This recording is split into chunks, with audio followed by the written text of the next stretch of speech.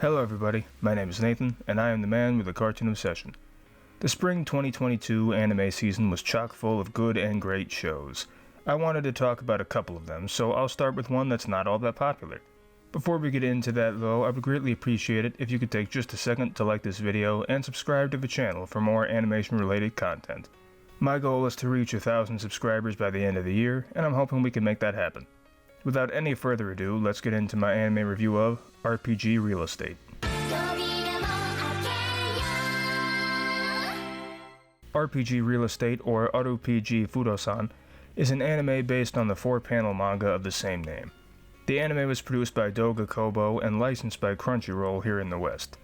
The anime has one season consisting of 12 episodes, and it ran from April 6, 2022 to June 22, 2022. RPG Real Estate is one of many cute girls doing cute things anime. You usually know what to expect from these right off the bat, and this show doesn't deviate from the norm too much, but I'll go a little more in detail anyway. The series takes place 15 years after the Demon Lord was defeated and all is peaceful. A young mage named Kotone Kazairo moves to the royal capital, Dali, to begin her new job at Rent Plan Guide Real Estate, or RPG Real Estate for short. The show follows the girls at RPG Real Estate showing potential residents new properties and closing deals. There's also a slightly more serious story-based subplot, but for the most part it's a fantasy-leaning slice of life revolving around realtors. I never thought that would be something I'd be interested in, but I actually like the premise. I've already gone on record saying I like these more lighthearted slice-of-life shows, but there are a lot of them, so if there's anything a show can do to differentiate itself from the others a little bit, I'm all for it. The 4 main characters are all adorable and enjoyable. Kotone, like I said earlier, is a mage, although her magic is kind of limited as she's still very young. Kotone's kind, but absent-minded. She usually doesn't think before she acts, but she's always willing to do a good job at satisfying clients. Not to mention, she's the most loyal friend of the group. I will admit that she's my least favorite of the main 4, but I don't think she's bad by any means. Next there's Rufuria, the priestess. She tries to be the most mature member of the group, but that usually doesn't last long. She's more concerned with getting promoted than just about anything else, but she means well. She tries to act all tough and adult-like, but she's a big softie underneath. Rakira is the warrior of the group. She's a tomboy, but she always thinks about how she can be more adorable and ladylike, even though that's not really her style. She's strong and loyal and loves to cook. I guess she's kind of the mom of the group for lack of a better term. Then finally we have Fa, a demi-human, and she's basically the company mascot. She's the most childlike member of the group. She's loud, easily excited, loves to eat, and just a rascal all around. However, I always find her antics to be quite entertaining.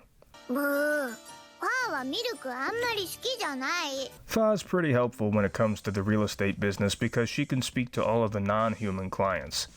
None of the other girls can understand them, so Fa is essential for these deals to happen.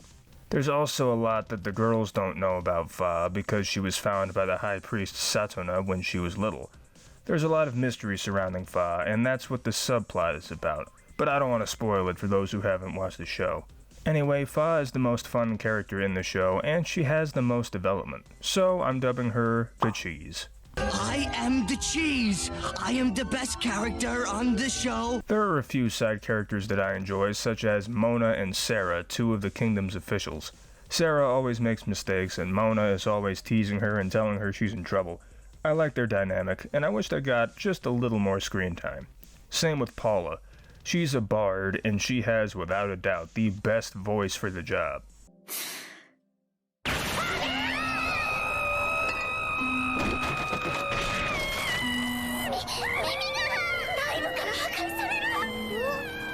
As of recording, this anime doesn't have an English dub, but I enjoy the original Japanese voice acting. My favorite performance is Hina Kino as Fa. She's perfect for this energetic and easily excitable childlike character, and she pulls it off well. I don't have much to say about the show's soundtrack, but I will say that I love the ending theme for how catchy it is. The visuals in the ending are cool too. The style is reminiscent of a JRPG.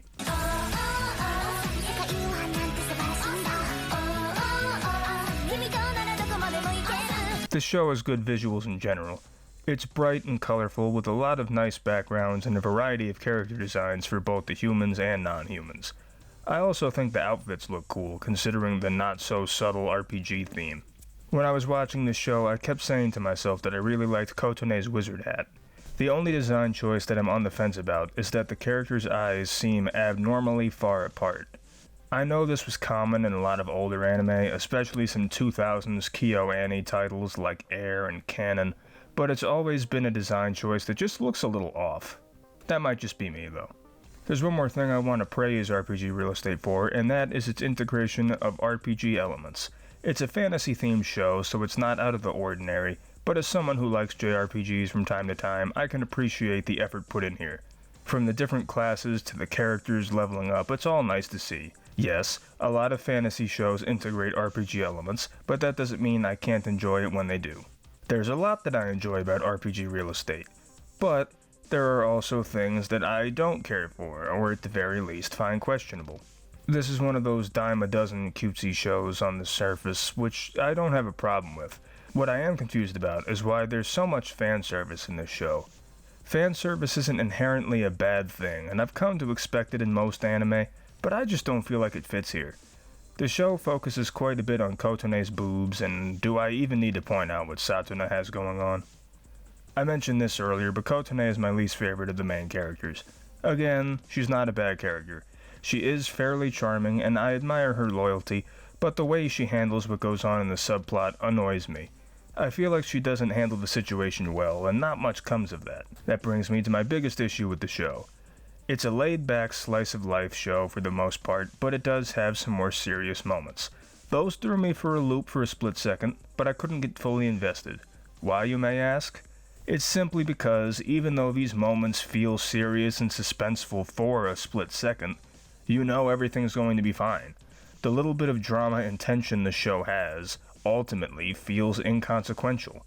I don't want to say it doesn't matter, but I do feel like if the subplot was replaced with more happy-go-lucky, slice-of-life real estate antics, this show wouldn't change much.